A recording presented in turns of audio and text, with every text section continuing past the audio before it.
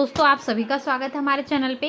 आज के इस वीडियो में हम लोकसभा चुनाव 2024 की सभी 543 सीटों पर कौन सी पार्टी बहुमत के आंकड़े को हासिल कर पाएगी, यानी जादुई आंकड़े तक पहुंच पाएगी और अपनी सरकार बनाने में कामयाब होंगी, ये सभी आज के इस वीडियो में हम देखेंगे। तो वीडियो को लाइक करना ना भूले। फर्स्ट टाइम चैनल पे नए हो तो चैनल सब्सक्राइब जरूर कर लीजिएगा, साथ ही वीडियो को लाइक करना बिल्कुल भी ना भूले। तो बिल्कुल सटीक ओपिनियन पोल यहाँ पर हम देखेंगे 543 लोकसभा सीटों का। चलिए शुरू करते हैं। सबसे पहले वीडियो को लाइक जरूर से कर दीजिएगा। सबसे पहले हम बात करते हैं हिमाचल प्रदेश की, जहां से लोकसभा की लगभग 4 सीटें आती हैं। इनमें से बीजेपी गठबंधन यानी एनडीए गठबंधन और इंडिया कांग्रेस गठबंधन कितने कितने सीटें प्राप्त करेगा, चलिए देखते हैं। तो इन 4 सीटों पर एनडीए लगभग 2 सीटें प्राप्त कर सकती है, वहीं इंडिया गठबंधन भी यहाँ पर 2 सीटें प्राप्त कर सकती है। अन्य दलों की बात करें तो अन्य दल यहाँ पर खाता भी नहीं खोल पाएंगे। इसके बाद बात करते हैं अगले राज्य की, जो कि है उत्तराखंड। तो उत्तराखंड में लोकसभा की लगभग 5 सीटें आती है।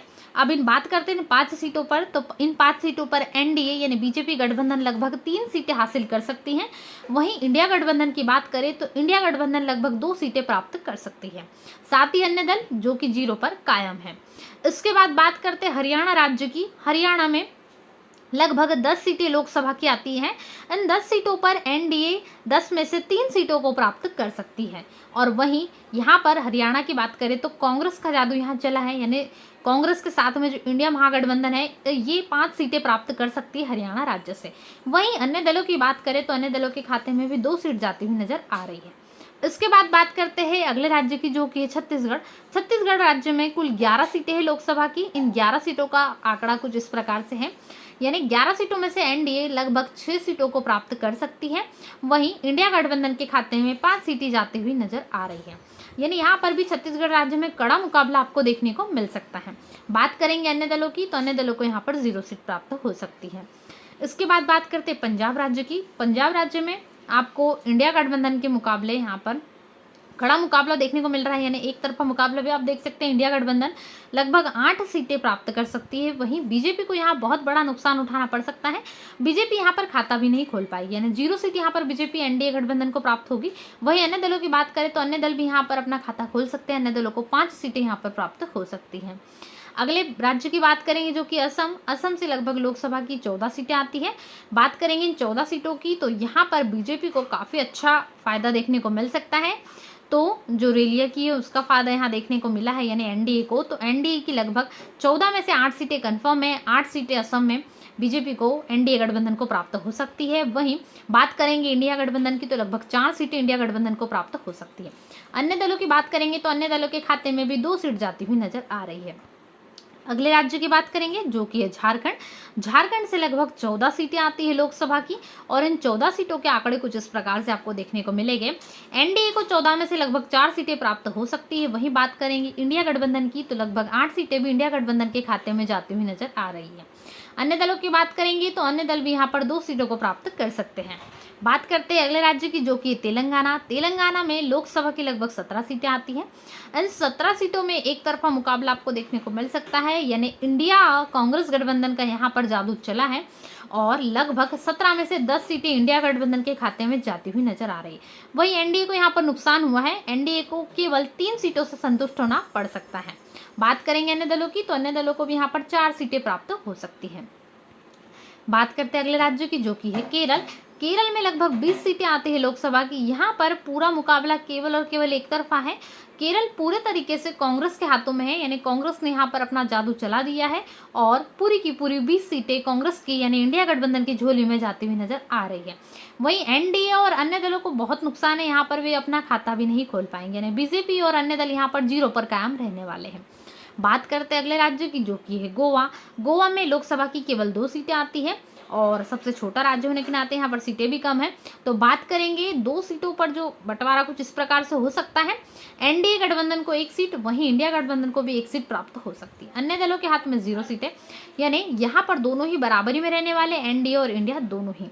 इसके बाद बात करते हैं मेघालय राज्य की। मेघालय में भी 2 सीटें आती है लोकसभा की। इन 2 सीटों पर भी कुछ इसी प्रकार से रहने वाला निर्णय, यानी एनडीए के खाते में भी 1 और इंडिया गठबंधन के खाते में भी 1 सीट जाती हुई नजर आ रही है। अन्य दलों की बात करें तो फिर से 0 पर कायम है। उसके बाद बात करते हैं अरुणाचल प्रदेश की। अरुणाचल प्रदेश से 2 सीटें आती है लोकसभा के लिए। इन 2 सीटों पर भी एनडीए 1 और इंडिया गठबंधन भी 1 सीट पर कायम है। अन्य दल 0 पर रहने वाले हैं। उसके बाद बात करते हैं त्रिपुरा की। त्रिपुरा में भी 2 सीटें आती है और इन दोनों ही सीटों पर एक तरफा मुकाबला देखने को मिल सकता है, यानी ये दोनों ही सीटें एनडीए की झोली में जाती हुई नजर आ रही है। वहीं इंडिया गठबंधन की बात करेंगे तो इंडिया गठबंधन 0 पर कायम रहने वाली है। अन्य दलों की बात करेंगे तो अन्य दल 0 पर रहने वाले हैं। इसके बाद बात करते हैं मणिपुर की। मणिपुर में एनडीए को थोड़ा नुकसान हो सकता है, यानी एनडीए यहाँ पर खाता भी नहीं खोल पाएंगे। 0 सीट यहाँ पर देख सकते हैं एनडीए को। और बात करेंगे इंडिया गठबंधन की तो दोनों ही सीटें इंडिया गठबंधन अपनी झोली में ले जाते हुए नजर आ सकते हैं। वही अन्य दल 0 पर कायम है। बात करेंगे उड़ीसा राज्य की। उड़ीसा में लगभग लोकसभा की 21 सीटें आती हैं।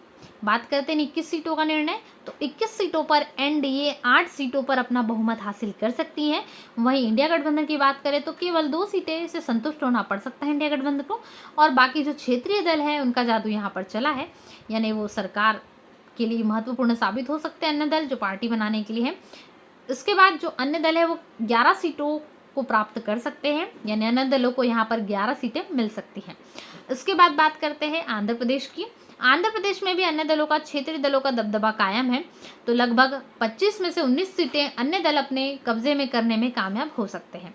बात करेंगे एनडीए की तो एनडीए लगभग 4 सीटें प्राप्त कर सकती है। वहीं इंडिया गठबंधन की बात करेंगे तो इंडिया गठबंधन 2 सीटें प्राप्त कर सकती है। बात करते हैं अगले राज्य की, जो कि है नागालैंड। नागालैंड से 1 सीट आती है लोकसभा की और इस 1 सीट पर एक तरफा मुकाबला देखने को मिल सकता है, यानी 1 सीट केवल और केवल एनडीए के खाते में जाती हुई नजर आ रही है।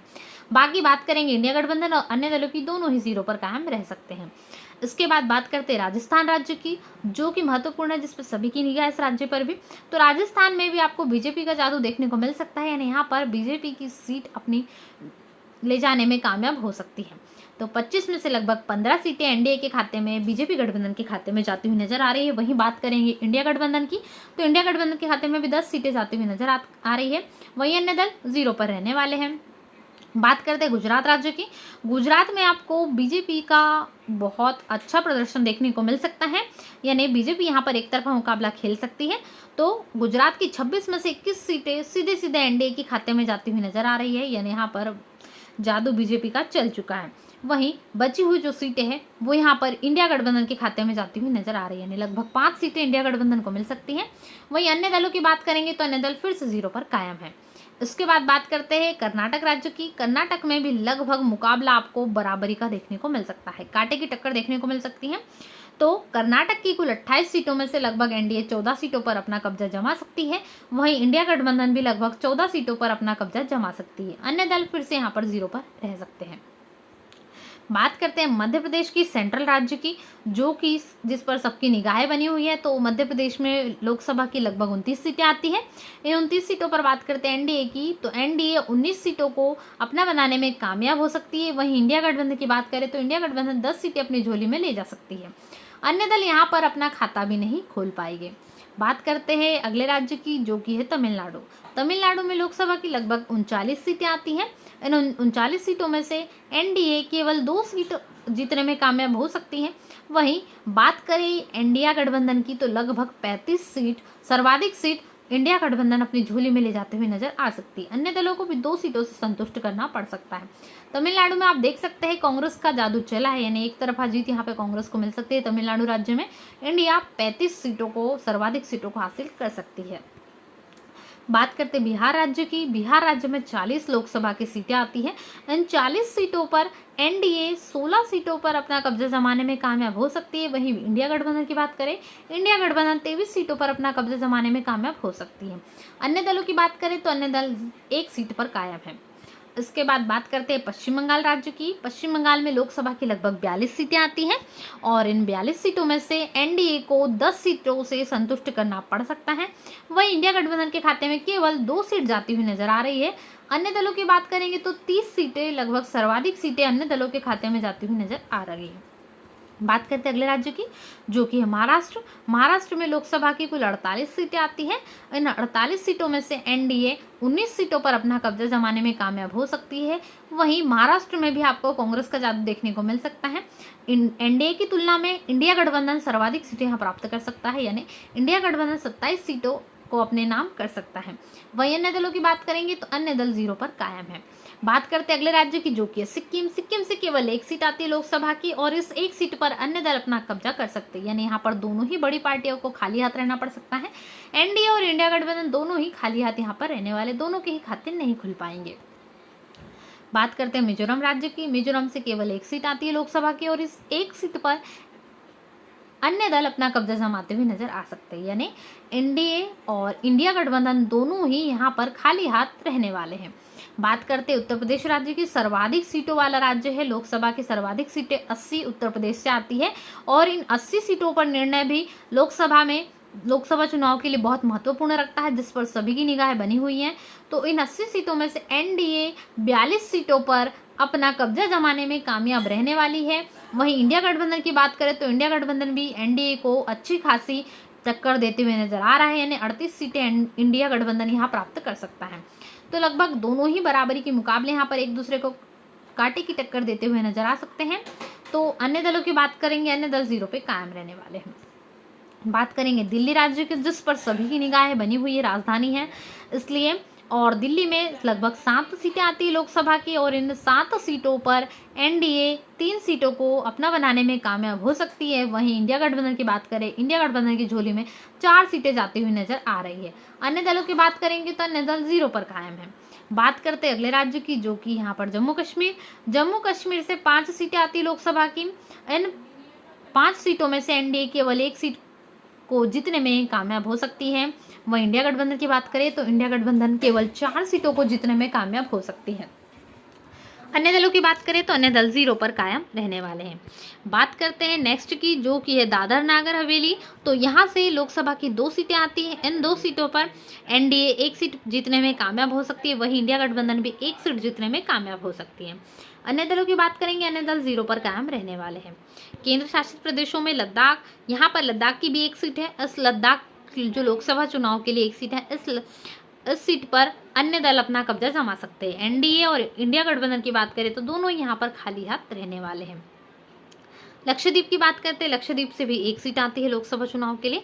इस 1 सीट पर इंडिया गठबंधन अपना कब्जा जमा सकती है। वहीं अन्य दलों की बात करें, अन्य दल फिर से 0 पर कायम रहने वाले, और एनडीए भी यहाँ अपना खाता नहीं खोल पाएगा। उसके बाद बात करते हैं चंडीगढ़ की। चंडीगढ़ में भी 1 सीट आती है लोकसभा चुनाव के लिए। इस 1 सीट पर इंडिया गठबंधन अपना कब्जा जमा सकता है, यानी पूरी तरीके से इंडिया गठबंधन की झोली में जा रहा है चंडीगढ़। एनडीए और अन्य दलों को यहाँ पर 0 सीट से संतुष्ट होना पड़ सकता है। इसके बाद बात करते हैं पांडिचेरी की। पांडिचेरी से भी 1 सीट आती है लोकसभा चुनाव के लिए। इस 1 सीट पर एनडीए अपना कब्जा जमा सकता है। वहीं इंडिया गठबंधन और अन्य दलों की बात करें, दोनों ही यहाँ पर 0 पर। तो ये था लगभग सभी 543 लोकसभा की सीटों का एकदम सटीक ओपिनियन पोल। तो जल्दी से वीडियो को लाइक कर दीजिएगा। फर्स्ट टाइम चैनल पे नहीं हो तो सब्सक्राइब करना ना भूले। वीडियो को अभी तक लाइक नहीं करा तो लाइक करेगा, और साथ ही में और ऐसे ही वीडियोस के लिए चैनल पे बने रहिएगा, और वीडियोस को शेयर करना बिल्कुल भी ना भूलें। मिलते हैं ऐसे नए वीडियो में। Thanks for watching.